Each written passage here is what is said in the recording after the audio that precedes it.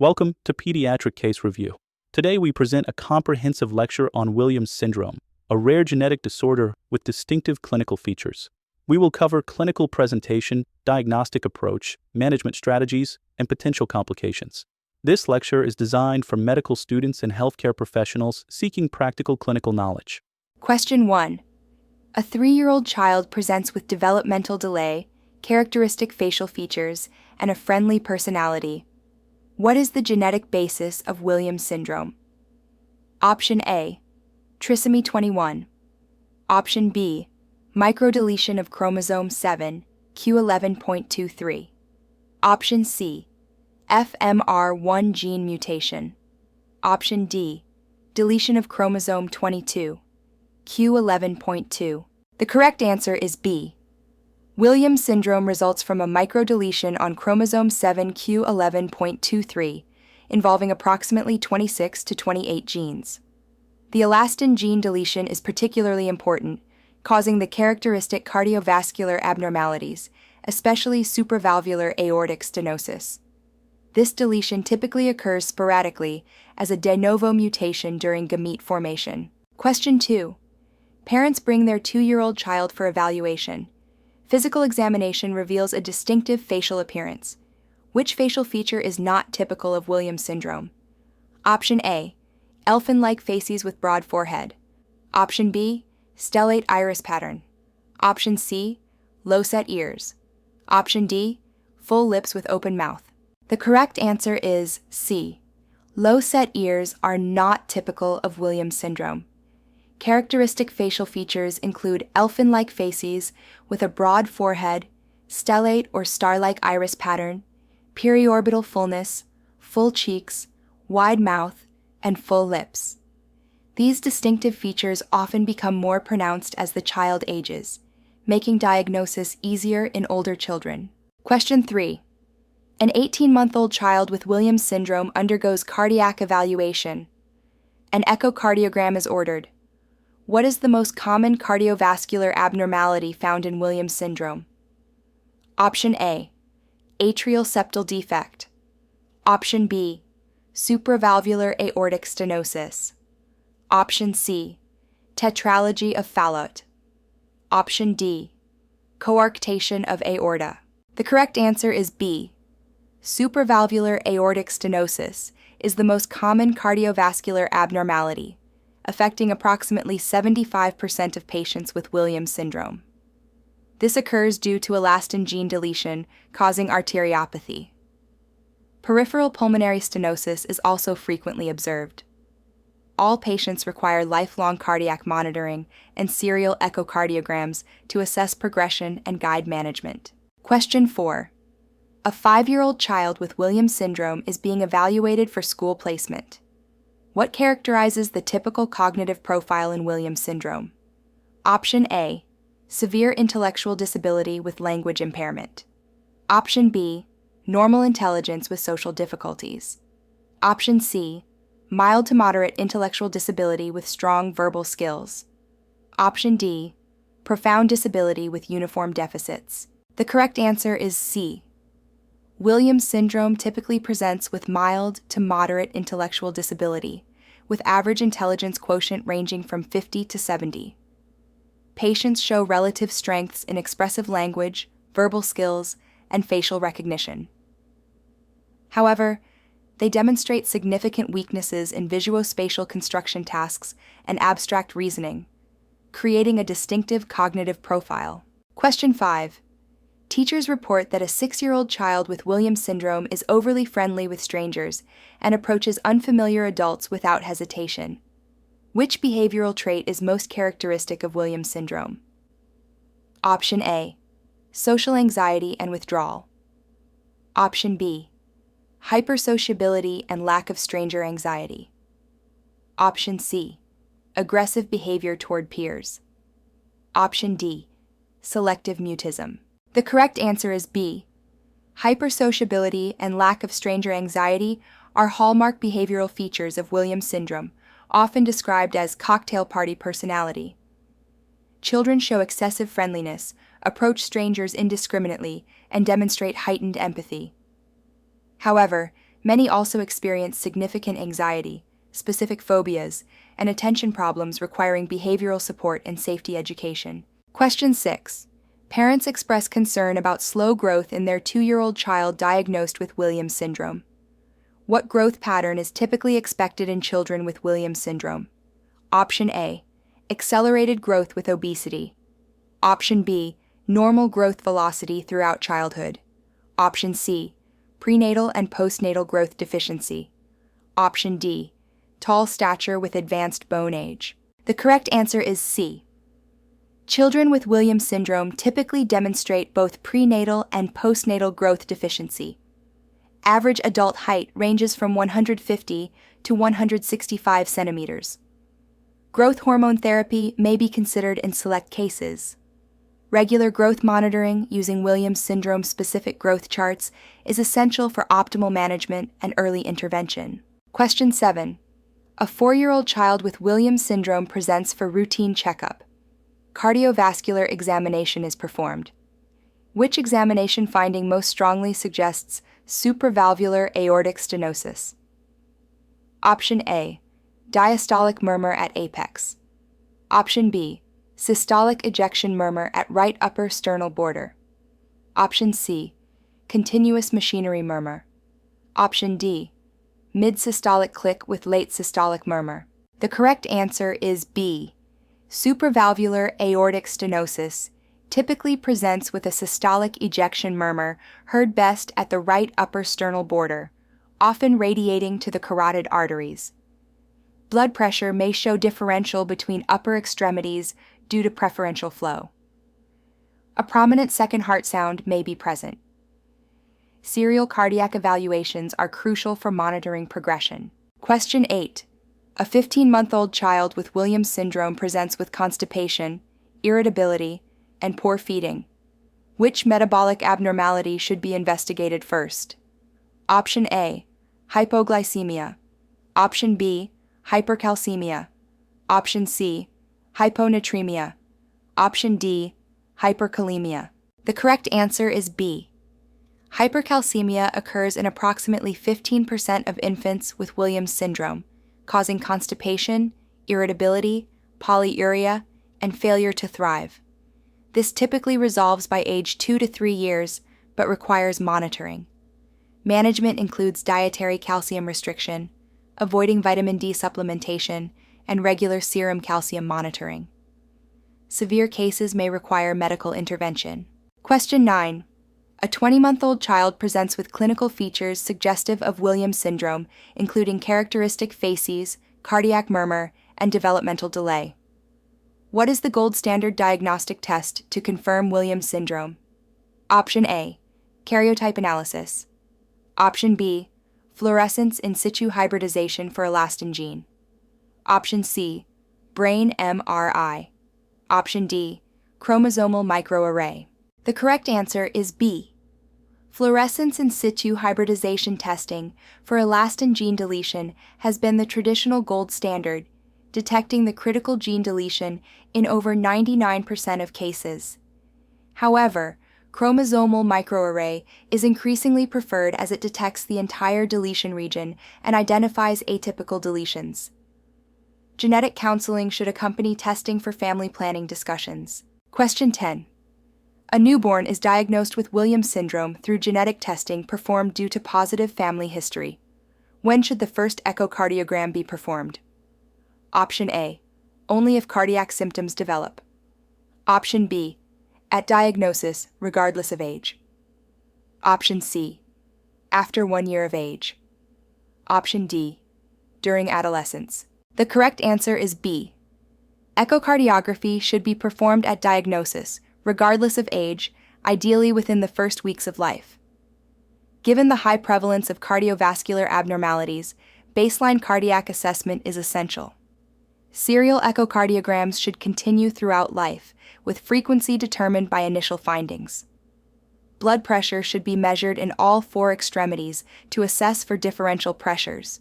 Question 11. A 3-year-old child with Williams syndrome undergoes routine screening evaluation. Which renal abnormality is commonly associated with Williams syndrome? Option A. Polycystic kidney disease. Option B, renal agenesis.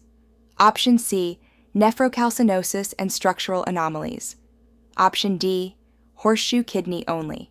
The correct answer is C, nephrocalcinosis, and various structural renal anomalies occur in 15 to 30% of patients with Williams syndrome. These include renal hypoplasia, duplicated collecting systems, and vesicoureteral reflux. Nephrocalcinosis may result from infantile hypercalcemia.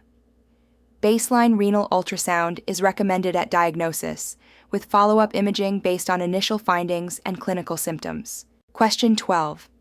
A 6-month-old infant with Williams syndrome presents with poor weight gain and feeding difficulties. What commonly contributes to feeding problems in Williams syndrome? Option A, enlarged tongue causing obstruction. Option B, hypotonia, reflux, and oral motor dysfunction. Option C, excessive appetite with rapid weight gain. Option D, normal feeding with adequate growth. The correct answer is B. Feeding difficulties in Williams syndrome result from multiple factors including hypotonia, affecting oral motor coordination, gastroesophageal reflux, and poor suck-swallow coordination. Prolonged feeding times and inadequate caloric intake are common. Management includes occupational therapy for oral motor skills, positioning strategies, thickened feeds if needed, and nutritional supplementation to ensure adequate growth and development. Question 13. Parents of a newly diagnosed 1-year-old child with Williams syndrome ask about specialists their child will need. Which specialists are essential in comprehensive Williams syndrome care? Option A, cardiology only. Option B, genetics only.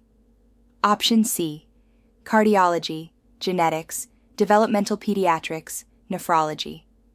Option D, no specialist follow-up needed. The correct answer is C. Williams syndrome requires multidisciplinary management, including cardiology for cardiovascular monitoring, genetics for counseling, developmental pediatrics for cognitive support, and nephrology for renal surveillance. Additional specialists include ophthalmology for visual problems, dentistry for dental anomalies, and psychology for behavioral support. Early intervention services are crucial. Coordinated care through a primary care physician optimizes outcomes. Question 14. A 5-year-old child with Williams syndrome has moderate supravalvular aortic stenosis on echocardiogram, but remains asymptomatic with normal exercise tolerance. What is the appropriate management approach? Option A, immediate surgical intervention.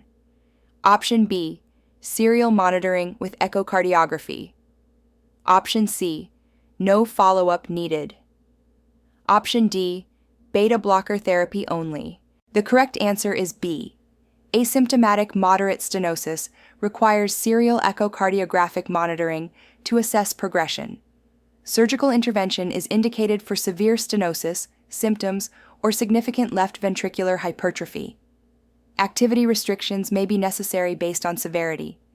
Endocarditis prophylaxis is no longer routinely recommended per current guidelines, but should be individualized. Careful monitoring prevents complications while avoiding unnecessary interventions. Question 15. A 2-year-old child with Williams syndrome demonstrates speech delays and gross motor delays on developmental assessment. Which intervention approach is most appropriate? Option A, wait and observe natural development. Option B, early intervention with physical, occupational, and speech therapy. Option C, academic tutoring only. Option D, no intervention until school age. The correct answer is B. Early intervention with comprehensive therapeutic services is essential for optimizing developmental outcomes. Physical therapy addresses gross motor delays and hypotonia. Occupational therapy targets fine motor skills, self-care abilities, and sensory processing. Speech therapy improves communication despite relative verbal strengths. Early intervention, ideally beginning in infancy, significantly improves functional abilities and quality of life. Question 16. A 4-year-old child with Williams syndrome is referred for dental evaluation. Which dental findings are commonly associated with Williams syndrome? Option A, perfect dental alignment with no issues. Option B, microdontia, enamel hypoplasia, malocclusion. Option C, macrodontia only. Option D, delayed eruption only. The correct answer is B. Williams syndrome is associated with multiple dental anomalies, including microdontia with small teeth, enamel hypoplasia causing increased caries susceptibility, malocclusion, and abnormal tooth morphology. Wide spacing between teeth is common. Regular dental examinations beginning in early childhood, preventive care, and fluoride treatments are essential. Orthodontic intervention may be needed for significant malocclusion. Question 17. A routine ophthalmologic examination is scheduled for a 3-year-old child with Williams syndrome. Which ophthalmologic finding is characteristic of Williams syndrome? Option A, retinal detachment. Option B, stellate iris pattern and strabismus. Option C, color blindness. Option D, normal examination always. The correct answer is B. Stellate or star-like iris pattern is a characteristic finding present in most patients, though it has no visual significance. Strabismus occurs in approximately 50% of patients. Hyperopia and cortical visual processing difficulties are common. Annual ophthalmologic examinations are recommended to detect and treat refractive errors and strabismus, optimizing visual development and learning. Question 18. A 10-year-old child with Williams syndrome has elevated blood pressure readings on multiple clinic visits. What explains hypertension in Williams syndrome? Option A, obesity only. Option B, renal artery stenosis and generalized arteriopathy. Option C, essential hypertension unrelated to syndrome. Option D, white coat hypertension only. The correct answer is B. Hypertension in Williams syndrome results from elastin deficiency causing generalized arteriopathy affecting multiple vessels, including renal arteries. Renal artery stenosis is a significant contributor. This can develop at any age and requires regular blood pressure monitoring. Treatment may include antihypertensive medications. Imaging of renal vasculature may be indicated for persistent or severe hypertension. 19. A 6-year-old child with Williams syndrome requires dental surgery under general anesthesia. What is the primary anesthesia concern in Williams syndrome? Option A, no special considerations needed. Option B, cardiovascular complications and sudden death risk. Option C, malignant hyperthermia only. Option D, bleeding disorders. The correct answer is B. Williams syndrome patients have increased anesthesia risk due to cardiovascular abnormalities, including stenotic lesions and coronary artery abnormalities. Sudden cardiac death during anesthesia has been reported.